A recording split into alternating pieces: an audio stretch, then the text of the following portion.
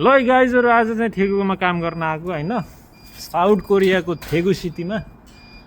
45 तले अपार्टमा हामी काम गरिरहेको छौं हैन पुरा बाहिरको झिलिमिली हेर्नुस् राति